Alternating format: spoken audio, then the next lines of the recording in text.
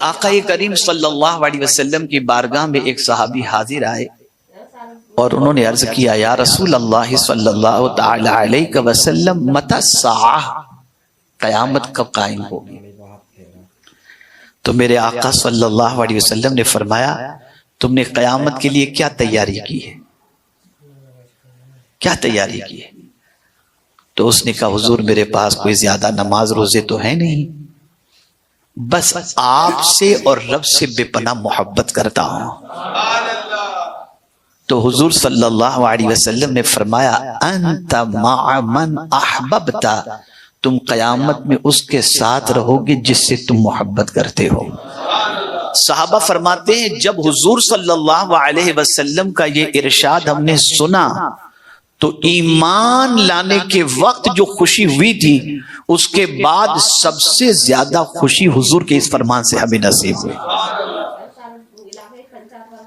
میرے پیارے آقا صلی اللہ علیہ وسلم کے پیارے دیوانوں، یہاں یہ چیز سمجھنے کی ضرورت ہے کہ ہم خوشی کس سے وابستہ کیے ہوئے ہیں، کن چیزوں سے وابستہ کیے ہوئے ہیں، ہم نے کن چیزوں کے پانے میں خوشی محسوس کی۔ اصل یہ بات یاد رکھیں، خوشی جو ہے وہ من کے اچھے اور اطمینان ہونے کا نام ہے، دماغ کے مطمئن ہونے کا نام خوشی نہیں ہے، جس سے دل مطمئن ہو۔ ہم نے خوشی کو جوڑے رکھا دنیا کی چیزوں کے ساتھ، لیکن خوشی کا تعلق دنیا کی چیزوں سے کم اور دل سے اس کا تعلق بہت زیادہ ہے۔ میں آپ کو بتاؤں، اس کو دو لفظوں میں سمجھاؤں تو سمجھ میں بات آ جائے گی۔ مٹیریلزم کے اندر اگر دیکھیں تو خوشی نہیں ہے، نیچرل کے اندر اللہ نے خوشی رکھی ہے، اس کو ذہن میں رکھیے گا۔ میں امریکہ میں نیو جرسی کے اندر ایک پروگرام کے بعد بیٹھا ہوا تھا، کچھ نوجوان میرے پاس آئے اور انہوں نے آ کر کے مجھ سے یہ سوال کیا کہ حضور آرٹیفیشل انٹیلیجنس کے بارے میں آپ کی کیا رائے ہے؟ لگتا ہے کہ اس کی وجہ سے انسان بے روزگار ہو جائیں گے اور بہت زیادہ پریشانیوں میں گر جائیں گے۔ تو میں نے بہت مسکراتے ہوئے اس سے کہا تھا، میں نے کہا بیٹے آرٹیفیشل تم انٹیلیجنس ہی کی بات کیوں کر رہے ہو؟ اس وقت دنیا میں کون سی چیز اوریجنل رہ گئی ہے؟ ساری چیزیں ہی تو آرٹیفیشل ہو گئی، مسکراہٹ آرٹیفیشل ہو گئی، جنازے میں شرکت آرٹیفیشل ہو گئی، بیمار کو دیکھنا آرٹیفیشل ہو گیا، شادی بیاہ میں شرکت آرٹیفیشل ہو گئی، مسکراہٹ بھی آرٹیفیشل ہو گئی۔ آدمی دیکھ دیکھ کے کس کے سامنے مسکرانا چاہیے؟ غریب کو دیکھتا ہے تو چہرہ چڑھ جاتا ہے، امیر کو دیکھتا ہے تو مسکراہٹ، یعنی ہر چیز میں آرٹیفیشل۔ پھر میں نے ان کے سامنے یہ بات رکھی کہ زندگی میں کبھی بھی انسان کی اہمیت کم نہیں ہو سکتی۔ آپ کے سر میں درد ہے، آپ نے کوئی ایسی چیئر خرید لی ہے جس میں آپ بیٹھے، سر ایسا کر دیں تو سر میں آپ کے مساج ہوتا رہے، تھوڑی دیر کے لیے آپ کو ریلیکس ملے گا، لیکن یہ آرٹیفیشل چیزوں سے آپ کو وہ سکون نصیب نہیں ہو سکتا، ٹیمپرری ریلیکس ملے گا۔ اب پھر ان کو میں نے سمجھایا کہ انسان کی اہمیت کتنی جو ہے اللہ نے رکھی، اس کو سمجھو۔ ایک انسان 2 گھنٹے تک مساج چیئر پر بیٹھ کر کے اپنے سر کا، ہاتھ کا، پیر کا مساج کرواتا ہے، اسے اتنا سکون نہیں ملتا۔ وہی تھکا ہوا انسان جب گھر پہنچے اور ماں اس کے سر پر صرف اپنی انگلیاں پھیر دے تو اس کے دن بھر کی ساری تھکان ختم ہو جاتی ہے۔ وہ مساج چیئر اتنا سکون نہیں دے سکتی جتنی ماں کی انگلیاں سکون دے سکتی ہیں۔ ہم آج کل آرٹیفیشل چیزوں کے اتنے عادی بن گئے کہ سارا سکون وہیں تلاش کر رہے ہیں، نیچرل نہیں۔ بڑی معذرت کے ساتھ عرض کروں گا، اللہ نے جن رشتوں کو بنایا ہے ان رشتوں میں سکون تلاش کرنے کی بجائے ہم اپنے بنائے ہوئے رشتوں میں سکون تلاش کر رہے ہیں۔ لوگ شادی شدہ ہیں، بیوی ہے، کسی اور میں سکون تلاش کرنے جا رہے ہیں۔ رشتہ دار ہیں، ان کی بجائے کہیں اور سکون تلاش کرنے جا رہے ہیں۔ بھائی بہن سب مل کر کے بیٹھیں اور اس کے بعد گفتگو کریں، اس کی بجائے دوستوں کے ساتھ رات کو 3 بجے تک 4 بجے تک بیٹھ کر وہاں سکون تلاش کرنے جا رہے ہیں۔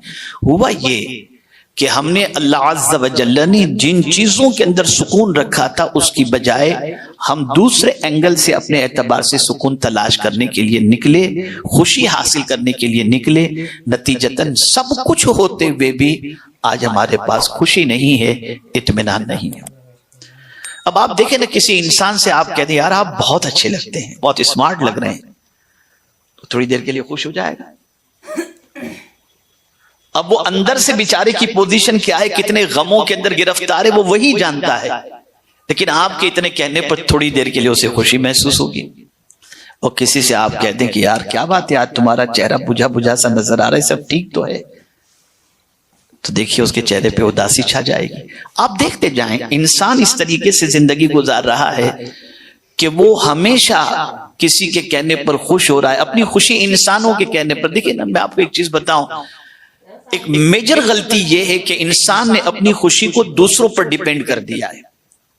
مثال کے طور پر، یہ میرے بارے میں کیا سوچتے ہیں، یہ میرے بارے میں کیا کہتے ہیں۔ آپ ایک آئینے کے سامنے اچھی طرح سے، یہ میری بہنیں اس کو سمجھیں خاص طور پر، ایک عورت کسی شادی کے فنکشن میں جانے سے پہلے ڈریس سیٹ کرتی ہے، کون سے کپڑے پہنوں، کون سے مجھے اچھے لگیں گے، اچھے کپڑے نکالتی ہے، سب سلیکٹ کرتی ہے، میچنگ کی چوڑیاں سلیکٹ کرتی ہے، سب کچھ سلیکٹ کر کے تیار ہو کر آئینے کے سامنے آتی ہے اور اسے لگتا ہے کہ میں بہت اچھی لگتی ہوں۔ وہ سیٹسفائیڈ ہو گئی، اس کے بعد نکلی شادی میں، جیسے ہی فنکشن میں پہنچی اور کسی سہیلی نے کہا کیا پہن کر تم آئی ہو، وہی اس کا مڑ چوپٹ۔ ارے جب آپ مطمئن ہو تو اپنی خوشی کو کسی پر ڈیپینڈ کیوں کرتے ہو؟ آپ خوش ہیں، بس خوش ہیں، ختم ہو گئی بات۔ جب سے انسانوں نے اپنی خوشی کو کسی اور پر ڈیپینڈ کر دیا، خوش نہیں ہے۔ اور یہ بات اچھی طریقے سے ذہن میں رکھیں، خوشی کے لیے سب سے اہم چیز یہ ہے کہ آپ دوسروں سے اپنی خوشی کے سلسلے میں سوچنا چھوڑ دیں۔ آپ صرف یہ سوچیں جو میں ہوں وہ میں ہوں، اس حال میں جو مجھے قبول کرے سبحان اللہ، نہیں قبول کرتا مجھے کوئی ضرورت نہیں۔ میرے پیارے آقا صلی اللہ تعالی علیہ وسلم کے پیارے دیوانوں، بہت سارے لوگ خوشی سے محروم کیوں ہوتے ہیں؟ وہی دوسروں کی وجہ سے۔ پیسہ ہے نہیں، کیپیسٹی ہے نہیں، لیکن دوسروں کے سامنے اچھا بننے کے لیے اس سے قرض اس سے قرض اور بن سور کر کے۔ حد تو یہ ہے کہ میں اس پر کوئی تفصیلی گفتگو کرنا نہیں چاہتا۔ دنیا میں اس وقت جتنا بھی آپ دیکھیں نا، انسان دنیا ہی کو خوش کرنے اور دنیا کے سامنے بہتر بننے کی پوزیشن میں لگا ہوا ہے۔ اپنی کیپیسٹی کچھ بھی ہو، وہ اپنی کیپیسٹی کا جائزہ نہیں لیتا، وہ صرف انسان کو کیسا لگے گا اس کی فکر میں لگا ہے۔ آپ نے ہم نے اگر خوش ہونا ہے تو پہلے اس ذہن کو اس طریقے سے اپنا ذہن بنا لیں کہ جو کچھ اپنے پاس ہے اس سے مطمئن رہیں، جو کچھ ہے اپنے پاس اس سے مطمئن رہیں، اس لیے کہ اللہ عز و جل نے ہمیں جتنا اپنی قسمت میں، ہماری قسمت میں اس نے لکھا تھا اس نے ہمیں عطا فرما دیا، اور جو ہمارا ہے وہی ہمارا ہے۔ آپ ہمیشہ مطمئن رہیں گے، اللہ کے فیصلے پر راضی رہیں، جو اپنے پاس ہے اس سے مطمئن رہیں۔ اور اسی کے ساتھ ساتھ ایک اور چیز، جیسے ہے ویسا خود کو سمجھیں۔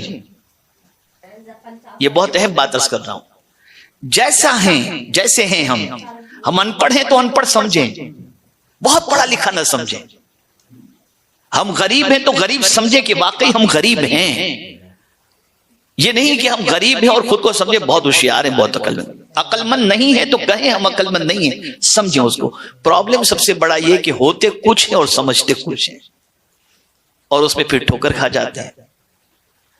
تو جو ہیں ویسا خود کو سمجھیں، اور اسی کے ساتھ ساتھ یہ بات بھی ذہن کے اندر رکھنا ہے، اگر آپ نے اپنے آپ کو ایسا سمجھ بھی لیا اور اس طرح سے اپنی زندگی آپ گزار بھی رہے ہیں اور آرٹیفیشل چیزوں سے خوشی حاصل کرنے کی بجائے نیچرل چیزوں سے خوشی حاصل کرنے کی کوشش کر رہے ہیں، تو یقین مانیں آپ کی زندگی کے اندر خوشی انشاءاللہ العظیم اچھی طریقے سے داخل ہو جائے گی۔ ایک اور بات میں بتاؤں، ایک غلط تصور انسان کے ذہن کے اندر ہے خوشی کے سلسلے میں، اور وہ تصور کیا ہے؟ لینے سے خوشی ملتی ہے، جبکہ حقیقت یہ ہے کہ دینے سے خوشی ملتی ہے۔ دینے سے. پورے قرآن کا مطالعہ کر لیجئے آپ تو اللہ عز و جل نے اپنی خوشی کا اظہار جس چیز پر فرمایا ہے وہ کس چیز پر معلوم ہے؟ رضیت لکم الاسلام دینا. تم کو اسلام دے کر میں خوش ہو گیا. دینے پر خوش.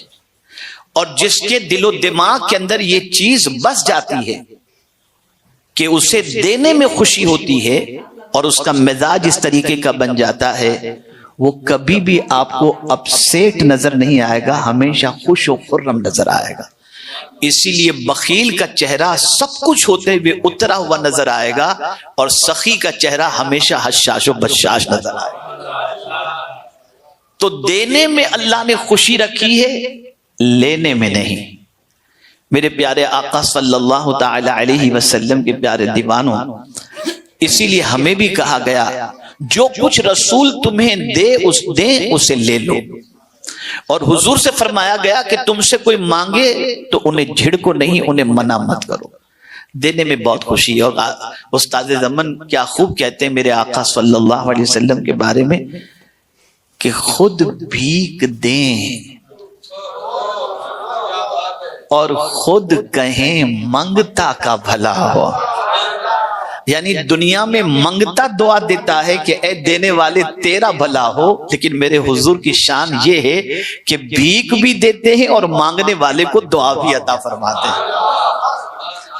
تو دینے سے انسان کو خوشی نصیب ہوتی ہے. اس لیے دنیا میں جتنے بھی سخی ہیں, دینے والے ہیں, اللہ تعالیٰ ان کو خوشیوں سے مالا مال کر دیا کرتا ہے.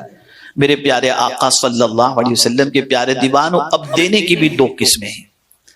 ایک دنیا کو دکھانے کے لیے دینا, ایک نام وری کے لیے دینا, ایک شہرت کے لیے دینا, اور ایک دینا صرف اس لیے کہ لینے والے کی پریشانی دور ہو جائے اور وہ خوش ہو جائے اور دعائیں دے. تو جس دینے کے اندر ہماری کوئی غرض نہ ہو اس دینے سے خوشی نصیب ہوتی ہے. اس کو میں قرآن شریف سے سمجھاؤں. حضرت خاتون جنت رضی اللہ تعالی عنہا کے دروازے پر مانگنے والے آئے, اللہ کے نام پر انہوں نے مانگا. پہلے دن یتیم, پھر اسیر, پھر جو ہے وہ مسافر, مسکین, جو بھی آ کر کے مانگے انہوں نے سب کو دیا. لیکن دینے کے بعد لینے والوں نے جب شکریہ ادا کیا تو بے غرضی کا انہوں نے اعلان کیا کہ میں تم سے نہ شکریہ کے الفاظ کی محتاج ہوں, نہ خواہش مند ہوں, اور نہ تم سے کسی بدلے کی. میں نے تو یہ صرف اس لیے دیا تاکہ میرا مولا راضی ہو جائے. انما نطعمکم لوجہ اللہ لا نرید منکم جزاء ولا شکورا. اسی لیے آپ دیکھیں اولیاء کرام علیہم الرضوان کی زندگی کا اگر آپ جائزہ لیں تو وہ دینے والے ہی ملیں گے. قرآن نے ان کی تعریف کی, ھدی للمتقین الذین یؤمنون بالغیب ویقیمون الصلاۃ ومما رزقناہم ینفقون. جو کچھ اللہ نے ان کو دیا وہ اللہ کے نام پہ لوٹاتے ہیں. اور پھر لوٹانے کی وجہ سے ان کی پوزیشن کیا ہوتی ہے؟ اب ڈیفینیشن سمجھے اللہ کے ولی کی. قربان جائیے میرے آقا صلی اللہ علیہ وسلم کی عظمت پر. حضور صلی اللہ علیہ وسلم فرماتے ہیں ولی وہ ہے جس کے چہرے کو دیکھو تو خدا یاد آ جائے. یعنی وہ ہوتے بظاہر چٹائی پر بیٹھنے والے, ٹوٹی ہوئی جھونپڑی میں رہنے والے, لیکن ان کے چہرے پر اتنا سکون ہوتا ہے کہ دیکھو تو خدا یاد آ جائے. اور ان کے دینے کی پوزیشن ایسی ہوتی ہے کہ خود بھوکے رہتے ہیں, اوروں کو کھلاتے ہوئے نظر آتے ہیں. اور ایک خاص بات سکون کے لیے, جو اللہ والے ہوتے ہیں نا ان کے چہرے پہ سکون ہوتا ہے, وہ مطمئن ہوتے ہیں, اس لیے کہ ان کی دینے کی عادت ہوتی ہے. ایک بڑی پیاری بات انشاءاللہ میں آج آپ کے سامنے عرض کروں گا. آپ میں سے بہت سارے صاحب علم ماشاءاللہ بلبل باغ مدینہ اور دیگر علماء بھی اور تشریف فرمائے, پڑھے لکھے حضرات بھی. تھوڑا سا جب دینے کی عادت ہوتی ہے نا تو پہلے تھوڑا تھوڑا دیتے ہیں تو سکون ملتا ہے, پھر دینے کی عادت بنتی چلی جاتی ہے تو پھر یہ ہوتا ہے کہ سب کچھ دے کر سکون ملتا ہے. اس کو سمجھاؤں. اللہ اکبر. شہید کے بارے میں کہا جاتا ہے کہ اس نے جام شہادت نوش فرمایا. لفظ جام استعمال کیا جاتا ہے، جام شہادت، یعنی پہلے تھوڑا تھوڑا وہ دیا کرتے تھے، انہیں خوشی ملتی تھی، پھر انہوں نے اتنا دے دیا، اتنا دے دیا کہ دینے کے بعد شہادت سب کچھ دے دیا. تو اب وہ سب کچھ دینے کے بعد ایسا ہوا کہ شہادت کا جام ہی انہوں نے پی لیا.